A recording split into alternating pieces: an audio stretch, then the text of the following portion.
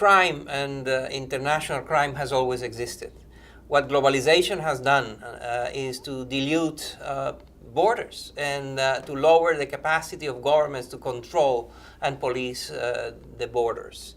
And these illicit traders that trade on people, on drugs, on counterfeits, on money, on industrial waste, are some of the most innovative entrepreneurs in the world. They are ruthless, they are violent, they are connected politically, they have a lot of money and a lot of power, and they have stretched the boundaries of globalization and used the tools and possibilities created by globalization to create huge networks of profit-making criminal activities. One of the trends that I discuss,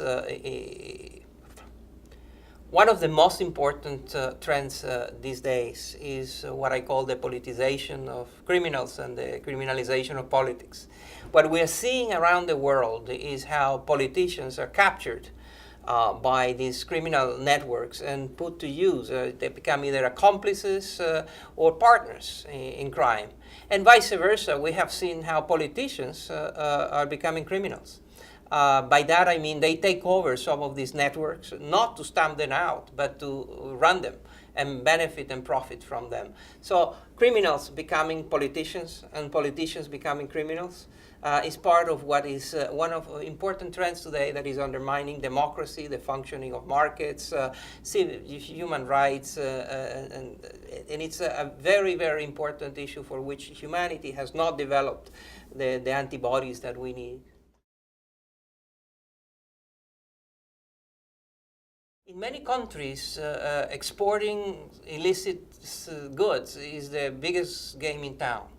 If you think, imagine, for example, Afghanistan or Bolivia. For these countries, exporting, in the case of Afghanistan, the poppies and the opium and that then get converted into heroin, or in Bolivia and Peru, the coca leaves that then become cocaine. In many of these countries, these are very important businesses. In Afghanistan, there is no business that can be more lucrative, generate more employment and, than the opium trade. And so when you have these industries that are criminal and there are vast portions of a country's economy, the link between the economy and the government and society becomes intertwined in very complicated ways.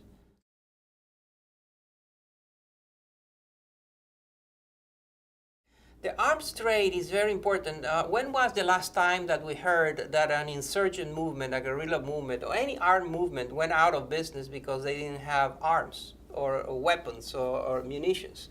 So if they have the money, somehow they are able to find in the international black market the weapons that they need.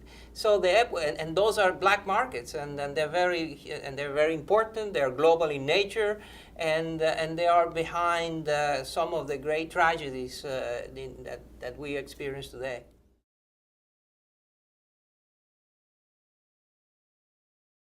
What we know is that historically, nuclear weapons and weapons of mass destruction have been under the control of the state, and specifically under the control of the military. What we have discovered in the last decade or so is that there has been some kind of perverse privatization, and that private groups have gained control of these nuclear weapons, these nuclear materials, and so on. And there is an international black market of these machineries, these designs, and so on. A.Q. Khan, the father of Pakistan's atomic nuclear program, is one of the great proliferators. And he, in large measure, he was doing it for profit, not for any major. The ideology and the geopolitics were just masking the fact that he was actively making profits in an international network that sold designs and technology to other countries. So there is no doubt that the supply is there, and there is no doubt that the demand is there. There are all kinds of groups interested that are not government related, that are non-state actors, terrorists, that are interested in getting their hands on a nuclear weapon. Human trafficking is driven by some of the most fundamental appetites, human appetites. Not all people that are trafficked are enslaved. Many of them are just trying desperately to go to another place where they and their families can have a future, when there is a job, when there is an opportunity. And a lot of people are willing to pay in order to be transported to a place where they can have a better future. Many of them end up paying with their lives.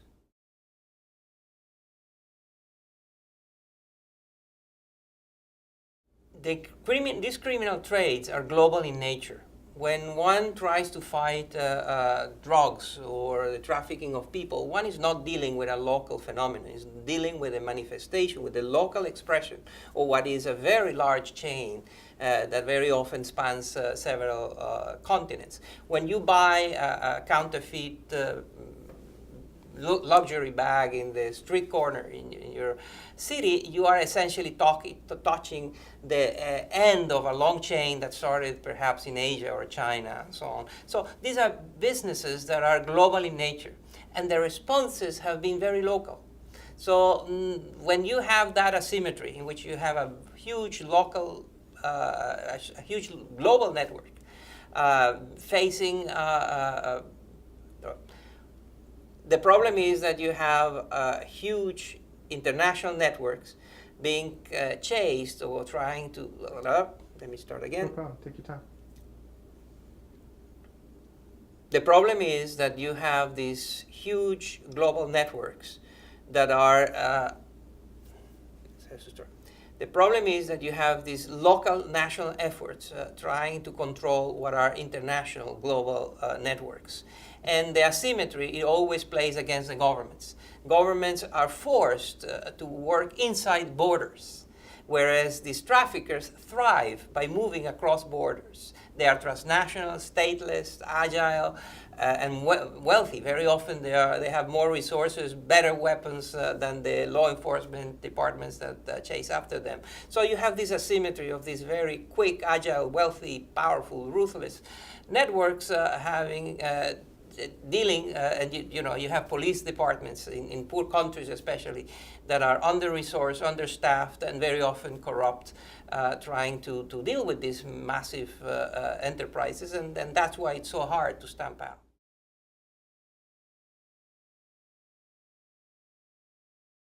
There are efforts, but at this point, the networks are far more global in nature and much more effective at working across countries and under different jurisdictions than what the international community has been able to do.